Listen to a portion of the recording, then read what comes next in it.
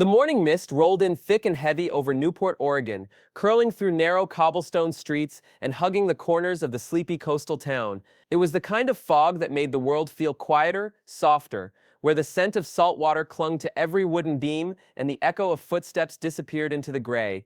Along the harbor front, rows of weather-worn shops stood with their lights just flickering to life, cafes steaming up their front windows, and a handful of early risers sipping coffee from ceramic mugs, shoulders hunched against the cold. Normally, mornings in Newport moved slow, predictable, peaceful. But today, like so many mornings before it, the tranquility was pierced by something unusual. Out of the mist, shapes began to form. At first, it was only shadows, then movement, then clarity. 6 massive German shepherds emerged, walking in perfect formation, their paws silent on the damp pavement, their coats gleaming under the soft amber light of the street lamps. Their eyes, dark and intelligent, scanned the world around them with a kind of focus that was uncanny, calculated, sharp, unrelenting.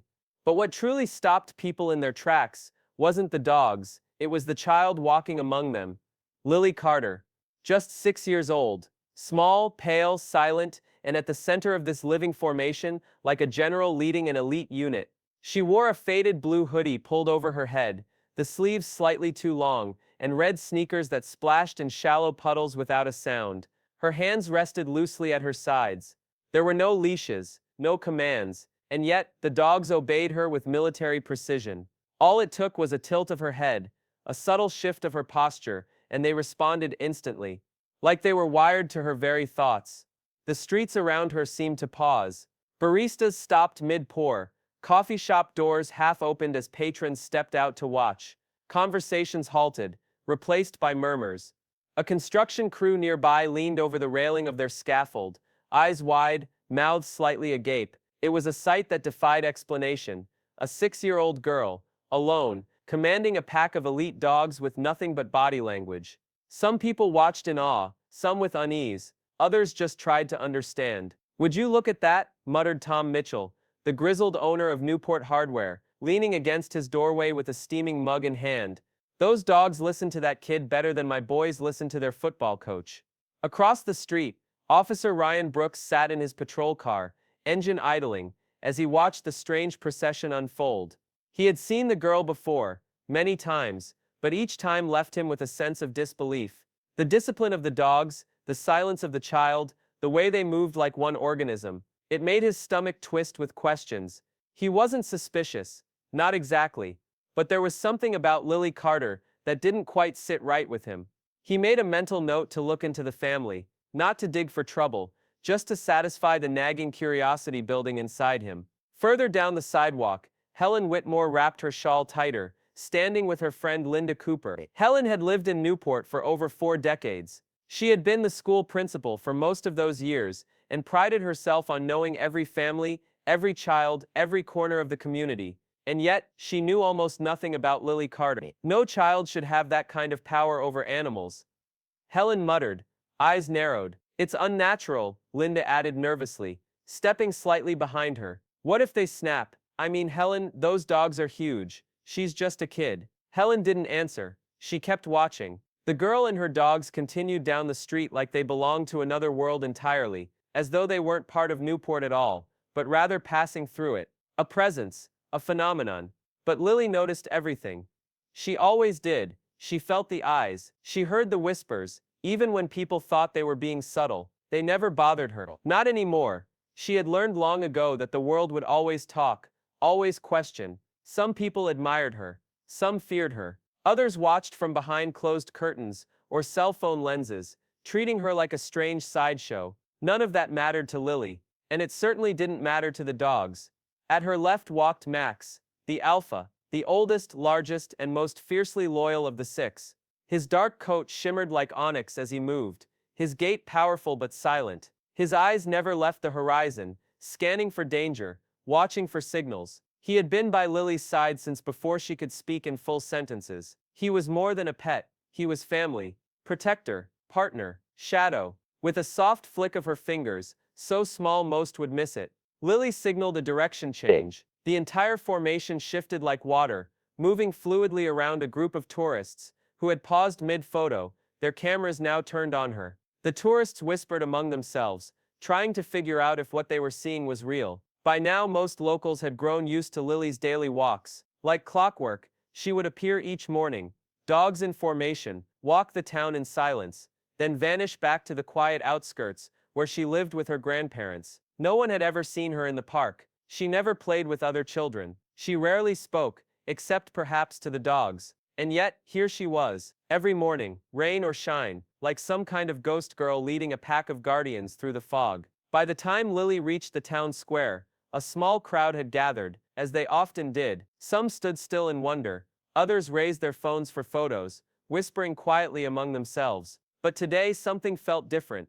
There was a strange energy in the air, thicker than mist, heavier than rain. People couldn't quite put their finger on it, but there was a sense that this morning would not end the way others had. Something was coming, a shift, a moment, and Lily, as always, walked straight into it, silent, focused, unafraid. It all happened so fast. A boy, maybe 10 years old, was riding his bike along the sidewalk, his front tire wobbling as he tried to swerve around a pothole. For a split second, it looked like he might recover, but the angle was off. The tire snagged the edge, and the bike tipped. In an instant, he was sent sprawling onto the pavement, with a loud echoing thud. The reaction from the dogs was immediate and instinctive. Ghost, the leanest and quickest of the pack, surged forward, muscles rippling beneath his coat, while Stella barked sharply, her voice slicing through the air like a siren. The other German shepherds swiftly surrounded Lily, forming a protective half-circle around her. Their eyes locked on the fallen boy, with focused intensity.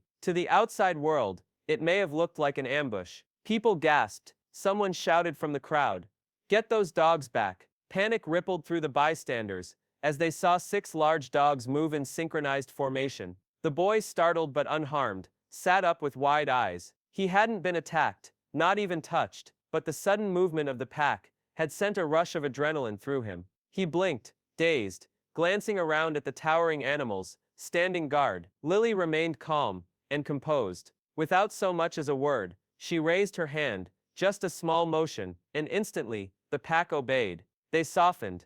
They stepped back in unison, falling back into neutral stances, as if nothing had happened. Max, the largest and oldest of the 6, gave the boy one final glance, assessing him, then turned away with casual indifference. The message was clear. The threat had passed. Officer Ryan Brooks, who had been quietly observing from a distance, decided this was his cue. He moved forward, raising a hand to the nervous crowd. His voice was calm, but firm, cutting through the tension with authority. "Everyone relax. Nobody's hurt, and no one was." The boy had already gotten to his feet, brushing dirt off his pants, and wobbling back toward his concerned mother. But not everyone was satisfied with how it ended. Helen Whitmore, never one to miss a moment of public judgment, marched forward. She pointed an accusatory finger at Lily, her voice sharp and theatrical. "This is exactly what I've been warning people about," she declared. "It's only a matter of time before someone really gets hurt." Lily's expression didn't change. She simply stood, still and unreadable, her dogs calm beside her. From near his store, Tom Mitchell rolled his eyes. "Helen, for God's sake." The kid fell off his bike. The dogs didn't lay a paw on him.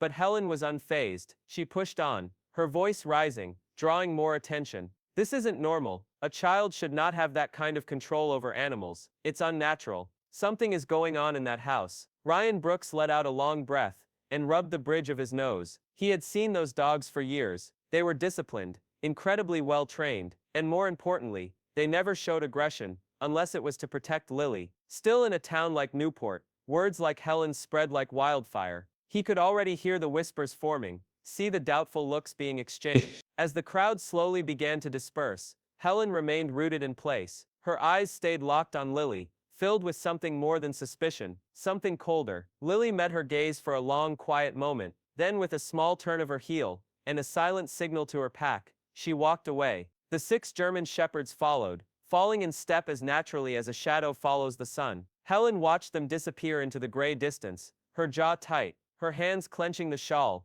wrapped around her shoulders. She didn't know what the Carters were hiding, but she intended to find out. That night, the rain came down in sheets, relentless, rhythmic and cold. The Carter family SUV rolled along the slick highway, returning from Lily's grandparents' home. Inside the car, it was warm, quiet and peaceful. Daniel Carter, a former police canine trainer, kept both hands steady on the wheel. Emily, his wife and longtime partner in their dog training business, hummed softly beside him, glancing occasionally at Lily, in the back seat. She was half asleep, cradled in a blanket, her cheek resting against the side of Max, their most experienced German shepherd. Max lay curled beside her, alert even in rest. His eyes scanned the road, ears twitching at the distant rumbles of thunder. He was always vigilant, always watching. None of them saw it coming. There was a blinding flash of headlights, high, fast, out of control, the screeching sound of tires, losing grip, and then the crash. Metal crunched into metal, with devastating force. The Carter SUV twisted under the impact,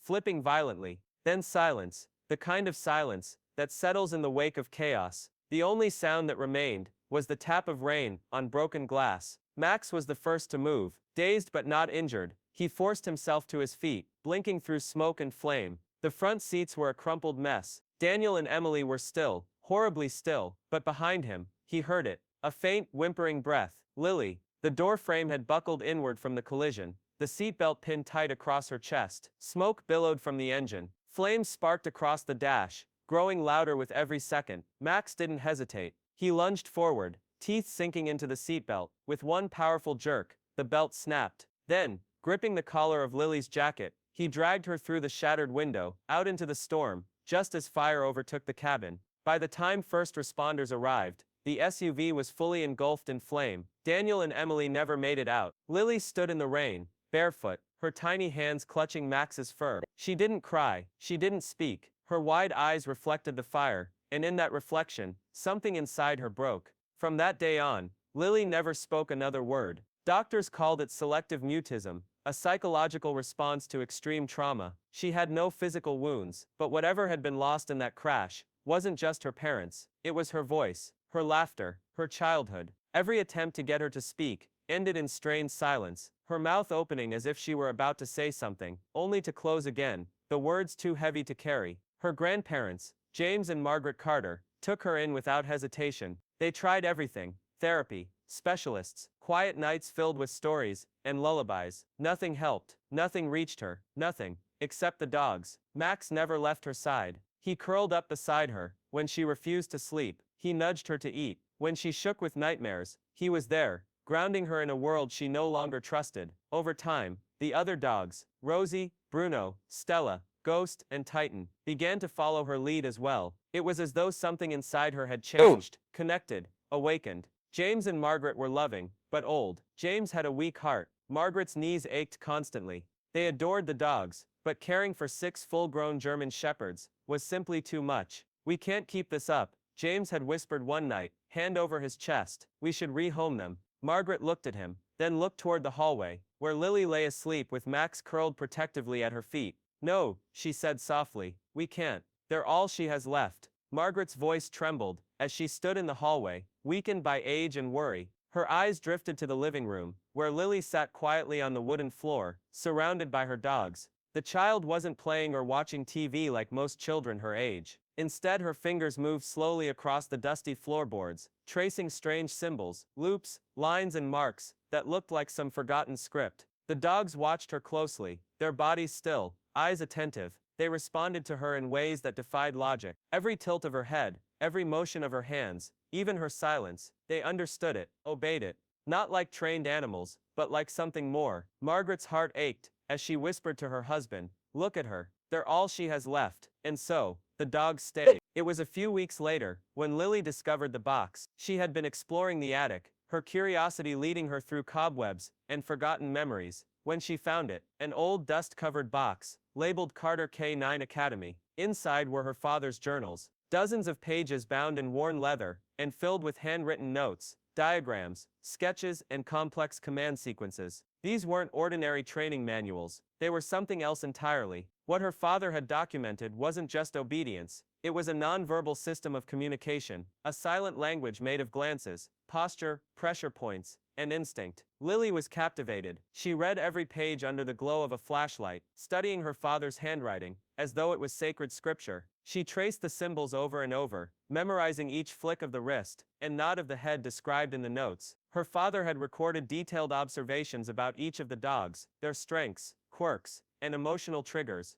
For Lily, this became more than a guide. It was a conversation with the father she could no longer speak to. And night after night, long after her grandparents had gone to bed, she would sneak outside with Max, the oldest and most loyal of the pack. In the stillness of the backyard, they practiced. She gave gestures. He obeyed. What began as cautious trial and error quickly became something extraordinary. The more she practiced, the more precise the dogs became. Max didn't need words. He only needed her eyes, her posture, her energy. The other dogs followed, one by one: Stella, Ghost, Titan, Rosie, and Bruno, each responding with the same eerie exactness. Within weeks, Lily had resurrected and refined her father's method into something even more advanced. Without speaking a single word, she could control all 6 German shepherds, in perfect harmony. They moved as though wired to her thoughts, flowing like water through every command. By the time she turned 6, Lily, the quiet girl once shattered by grief, had become something almost mythic, a child who could command a pack of elite working dogs, with nothing but presence and gesture.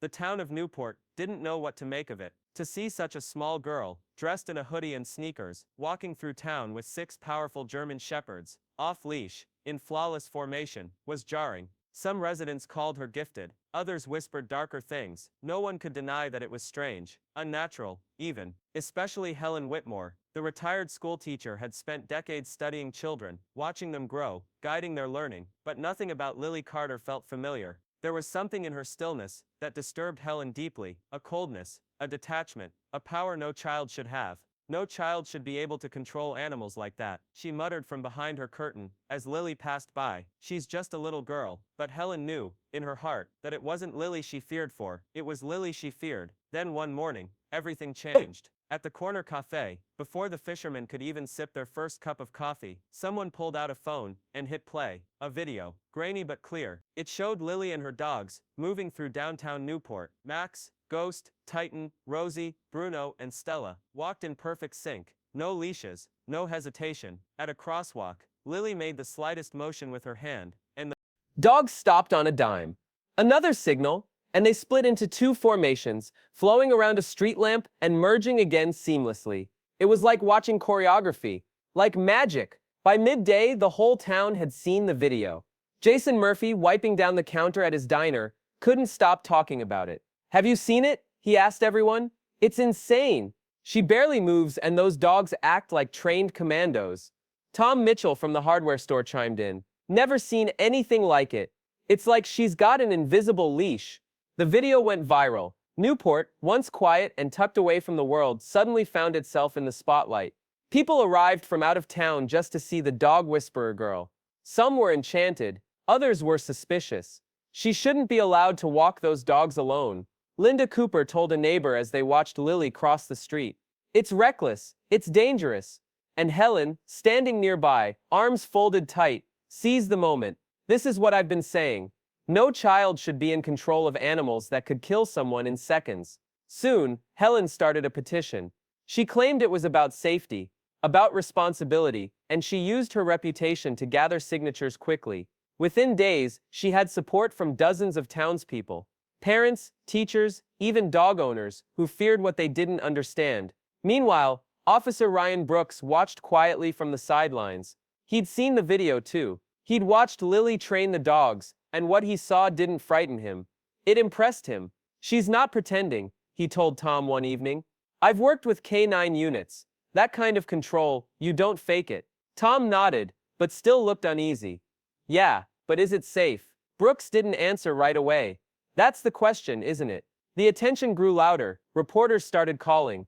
Cars parked outside the Carter home, cameras peeking through the fence. Strangers knocked on the door, asking for interviews or simply to see the girl and her dogs. It overwhelmed Margaret Carter. She began turning off the phone, closing the curtains. Her husband James, now weakened by illness, grew more withdrawn. One afternoon, as Lily sat brushing Titan's fur in the yard, Margaret knelt beside her. "Sweetheart," she said softly, her voice tired. "People are asking questions. They're afraid of what they don't understand." Lily looked up. Her emerald eyes, wide and calm, met Margaret's. She didn't say a word. She didn't have to. Margaret gave a faint, sad smile. "I know you love them, and I know they love you. But I don't know how much longer we can keep this up." And as Margaret glanced toward the driveway, where yet another stranger's car had pulled up, camera in hand, She knew that the quiet little life they had built for Lily was slipping away. The storm wasn't coming. It was already here. It had been a breezy afternoon in Newport, the kind where the wind carried the scent of ocean salt, and the town's children filled the streets with laughter. A group of kids were racing their bikes down the sloping street near the park, their shouts of excitement echoing off the quiet houses. Among them was a boy, no older than 10, his legs pumping fast as he tried to keep up. Then suddenly, his front wheel hit a bump in the pavement. The impact jolted the bike violently, and before he could react, he flew over the handlebars. He landed hard on the asphalt, scraping his knees and palms. A sharp, panicked scream followed, piercing the calm afternoon. Lily happened to be nearby, walking quietly with her ever-loyal pack of dogs. The moment the boy fell, Max and Bruno reacted instinctively. Without a sound from Lily, they sprinted toward the child. Behind them, Stella and Rosie followed, moving swiftly to form a protective arc around the injured boy. Their movements were fast but calculated, not aggressive, a well-rehearsed dance of guardianship. But to the startled bystanders, the scene unfolded too quickly for comfort. Gasps rang out. Panic overtook reason. "Those dogs are going after him." Someone screamed from the sidewalk, but another voice countered. "No, they're helping him." The boy sat up, wide-eyed, frozen in fear. Max leaned in gently, sniffing at the boy's wounds with soft, careful movements. Rosie lay down beside him, her body pressed close, offering warmth and calm. It was a moment of compassion, instinctive, protective, but already, fear had done its damage. A woman, likely the boy's mother, came charging through the crowd. Her face was twisted in panic as she reached her son and yanked him away from the dogs. "Get those dogs away from my son," she shrieked, pulling him into her arms. Lily moved quickly, but calmly, raising a single hand. Instantly, the dogs retreated, stepping back into formation by her side. No growling, no resistance, just obedience. But it was too late. The whispers had begun. Fear, once ignited, is hard to extinguish. That evening, the town's Facebook page erupted into a storm of debate. Posts flooded the community board. "Those dogs are out of control," wrote Linda Cooper, clearly shaken. "Are you kidding me?" Jason Murphy responded in the comments. "They were helping that kid." Officer Ryan Brooks even joined the conversation, weighing in with his own perspective. "I reviewed security footage from a nearby store," he posted. "The dogs didn't attack. They responded like trained search and rescue dogs. They saw a child in distress and moved to protect him. But logic rarely stands firm when fear spreads faster." The following morning, Helen Whitmore, already outspoken about Lily's unusual bond with the dogs, made her move. She marched into Newport City Hall and filed an official request for an investigation into Lily's guardianship and her ability to manage the dogs. "This isn't personal," Helen said to the clerk as she handed over the paperwork. "This is about child safety. If her grandparents can't supervise her properly, then the authorities need to step in." News of the petition spread quickly, and not long after, it reached someone beyond the town limits, someone with an interest in uncovering the truth. Jonathan Pierce, a seasoned journalist from Portland, had been covering human interest stories for more than a decade. When he stumbled upon the viral video of Lily walking her 6 German shepherds through town, commanding them without a single word, he knew there was something unique about her story, something deeper than the headlines. He packed his bag, grabbed his camera, and drove straight to Newport. His first stop was Murphy's Grill, a small diner tucked near the edge of Main Street. He figured Jason Murphy, the owner, might have insight into the town's rising tension. "You're here about the Carter girl, aren't you?" Jason asked, sliding a steaming mug of coffee across the counter. Jonathan nodded. "What's your take?" Jason leaned in, his tone softening. "That little girl, she's not just training those dogs. She understands them, and they understand her. It's like nothing I've ever seen. The way they move with her, it's not just obedience, it's trust, it's love." Jonathan jotted notes in his weathered notebook. "And what about all this controversy?" Jason sighed. "Some folks around here don't like what they don't understand." Over the next 2 days, Jonathan observed Lily from a respectful distance. He watched the way she walked, how the dogs moved in sync with her, responding to the smallest shift in her posture or glance. It wasn't flashy or theatrical. It was quiet, intentional, powerful. He saw no recklessness, no threat, only control, grace, and an unspoken bond that defied explanation. Then, on his 3rd day in Newport, Jonathan received an unexpected tip. Officer Ryan Brooks met him in front of the police station, his voice low and cautious. "I probably shouldn't be telling you this, Brooks admitted, but I think Helen Whitmore is hiding something.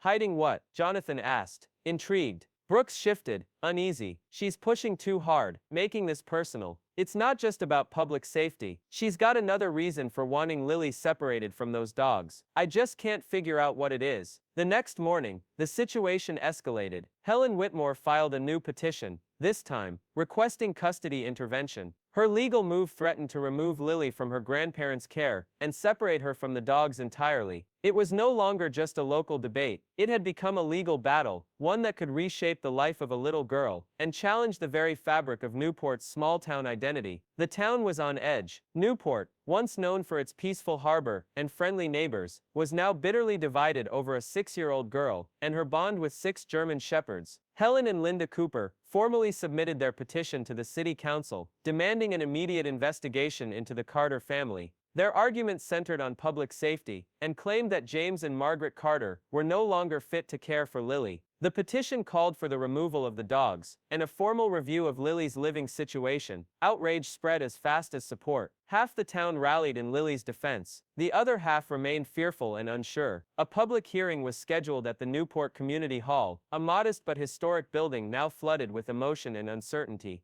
By the time it began, the room was packed. People lined the walls, whispering. Others sat stiffly in folding chairs, eyes forward. Officer Brooks stood near the back, arms crossed, watching. Margaret Carter sat beside Lily near the front, her hand held tightly to her granddaughter's. Beside them sat James, his cane resting against his knee, his jaw clenched with quiet determination. Across the aisle, Helen Whitmore sat poised and ready, her petition documents stacked neatly in front of her. Linda Cooper sat next to her, eyes scanning the crowd with smug satisfaction. At the head of the room, the council members took their seats. The mayor, Richard Olson, stood and cleared his throat. We're here today to discuss the concerns raised about Lily Carter and her dogs, he announced. This is a sensitive matter. I expect all attendees to remain respectful. The tension was thick. Then, Helen Whitmore stood, adjusting her jacket as she stepped toward the podium. And with that, the hearing began. Helen Whitmore stood at the front of the room, with the kind of posture that once commanded classrooms, straight-backed, chin raised, and hands clasped tightly in front of her. Her voice was steady, rehearsed, and deliberate.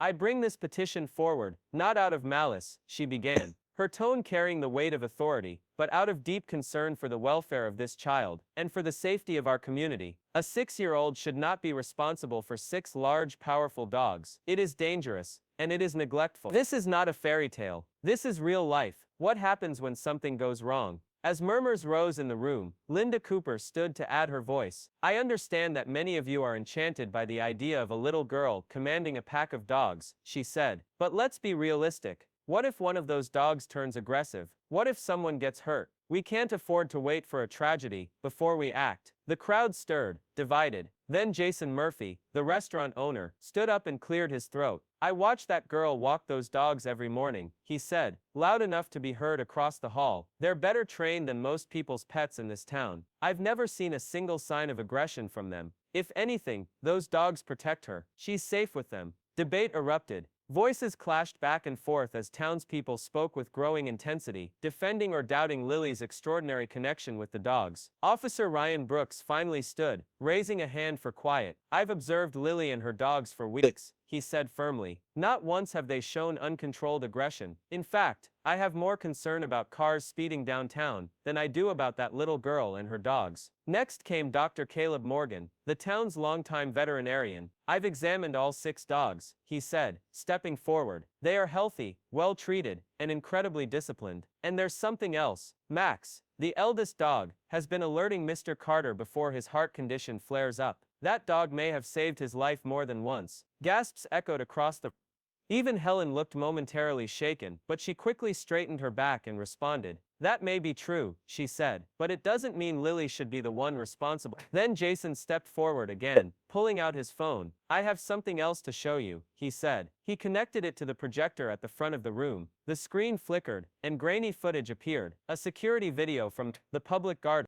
Taken several months earlier. The room grew silent as the video played. It showed Lily at the edge of a decorative pond, leaning over as if to retrieve something floating in the water. She suddenly lost her balance and fell in. The pond wasn't deep, but it was enough to overwhelm someone so small. Lily flailed, struggling to find her footing. Then, without hesitation, Max leapt into the water. He swam to her, positioned himself behind her, and pushed her toward the edge with his powerful body. Moments later, Lily was back on land, coughing but safe. Max climbed out after her, staying close. The silence in the hall was heavy. The air seemed to thicken with the realization of what they'd just seen. "That dog saved her life," Jason said quietly. "And you want to take him away from her?" The crowd was motionless. Helen's confident expression had softened. Even Linda Cooper looked uncertain. Then, in the stillness, something remarkable happened. Lily stood. For the first time in 2 years, she rose in front of a crowd. She didn't hide behind her grandparents, or shrink from the attention. Margaret, sensing the significance of the moment, gently released her hand. Lily stepped forward, Max by her side. She took a breath, and then, in a voice soft but clear, she said, "Please don't take them away." The entire room leaned in.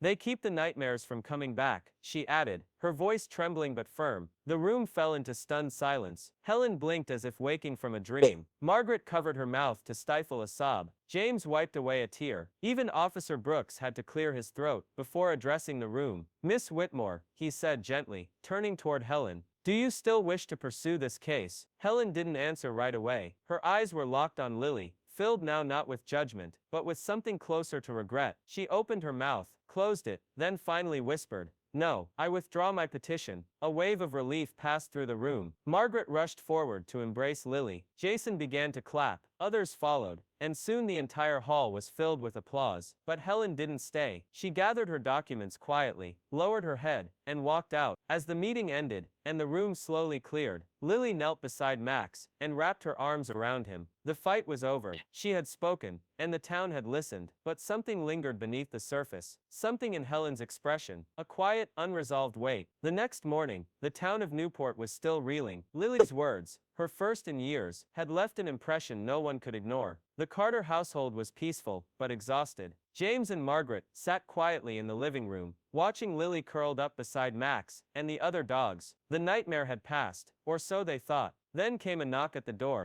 Margaret opened it slowly, and froze. Standing on the porch was Helen Whitmore. Her hands clutched a neatly folded envelope. Her expression was not stern or proud, but weary. "I need to speak with Lily," she said quietly. Margaret hesitated. Behind her James stood, sensing something off. "Haven't you done enough?" he asked, his voice tired but firm. Helen nodded slowly. "I have," she replied. "But there's something she deserves to know." Margaret exchanged a look with James, then stepped aside. With a sigh, she turned toward the living room, and called gently, "Lily, sweetheart, come here for a moment." Lily peeked from behind Max, her body half hidden by the large German shepherd, who had always stood between her and the rest of the world. She approached the doorway with quiet caution, her other dogs close behind her, moving like shadows, silent, protective, forming a barrier between her and the woman who had once tried to take them away. Helen Whitmore stood there, looking older than she had just days earlier, her shoulders slumped beneath the weight of something unspoken. She took a slow breath, steadying herself. "Lily," Helen said gently, "there's something I've kept from you. Something I should have told you a long time ago." She held an envelope in her hands, but didn't offer it yet. Her eyes drifted to Max, whose unwavering stare held her in place. Not aggressive, just deeply watchful, as if he already knew what was about to unfold. "I was there," Helen said, her voice nearly breaking. "The night your parents died, I was the driver." The air in the room seemed to vanish. James tensed in his chair, his hands gripping the armrests so tightly his knuckles turned white. Margaret went pale, pressing a trembling hand to her chest, but Lily didn't move. Her eyes stayed locked on Helen's face. "I ran the red light," Helen continued, her voice cracking as she fought back tears. "It was raining so hard, I didn't see them. I hit your parents' car. I didn't mean to. I swear to you, Lily, I never meant to." Margaret gasped, and James shot up, his face flushed with fury. "You," he began, but Helen raised a hand. "Please, let me finish." She turned back to Lily. "I had 2 glasses of wine that night. Not much, but enough. The police didn't charge me. They said the weather caused it. Low visibility, heavy rain. But I knew it was my fault." Tears streamed down Helen's cheeks now. "And when I saw you with Max, with the others, I panicked. I thought they'd remember me. I thought you might remember me. I was afraid of the truth." The silence that followed was heavy. Lily remained still, but Max stepped forward. Slowly, calmly, he moved toward Helen, his ears lowered. No growl, no snarl, just a soft, low whimper. He nudged her hand gently. Helen gasped at the contact, startled by his sudden gentleness. Lily stepped closer and placed her small hand on Max's back. His warmth gave her strength. Her voice, when it came, was quiet, but unwavering. "You hurt my mom and dad," she said. Helen nodded, tears continuing to fall. "I did," she whispered, "and I'll never be able to take that back." Lily lowered her gaze, her hand tightening in Max's fur.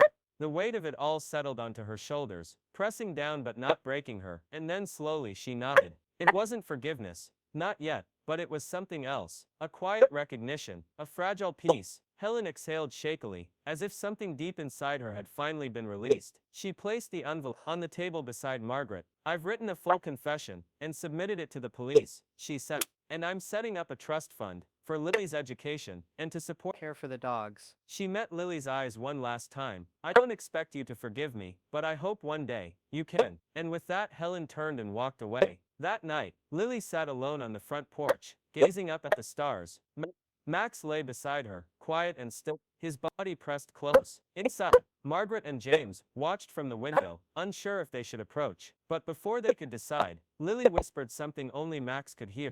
He let out a soft huff and nudged her hand, as if to say, "I understand." Lily let out a long, slow breath, then stood up and walked back inside, closing the door gently behind her. In the weeks that followed, Newport began to heal. The petition to remove Lily's dam was withdrawn without further debate, and the city council, moved by the overwhelming support from townspeople, issued a declaration. Max and the other dogs were to be recognized as official therapy animals. The town stood behind them now. Helen Whitmore quietly stepped away from her community roles and relocated to a small house on the edge of town. She never tried to approach Lily again. But every month, a donation was made to the local animal shelter, always anonymous, always in the name of the Carter family. With Dr. Morgan's guidance, Lily began working with other children who had experienced trauma. She showed them how to connect with therapy, just as she had. Her voice grew stronger with time. The nightmares didn't vanish entirely, but they came less often. And every morning, like clockwork, Lily walked through the streets of Newport, with Max, Stella, Ghost, Bruno, Rosie and Titan by her side. One morning, as she passed the hardware store, Tom Mitchell leaned out the door and called, "You keep those dogs in line better than most folks keep their kids." Lily paused, then turned to him. For the first time in public, she smiled. "They understand my heart," she said simply. "They don't need words to know when you're sorry." Newport had changed. The whispers had faded. The fear had turned to admiration, and Lily Carter, though forever marked by her past, had found a way forward. She and her dogs remained inseparable, and this time, the town wouldn't dare stand in their way.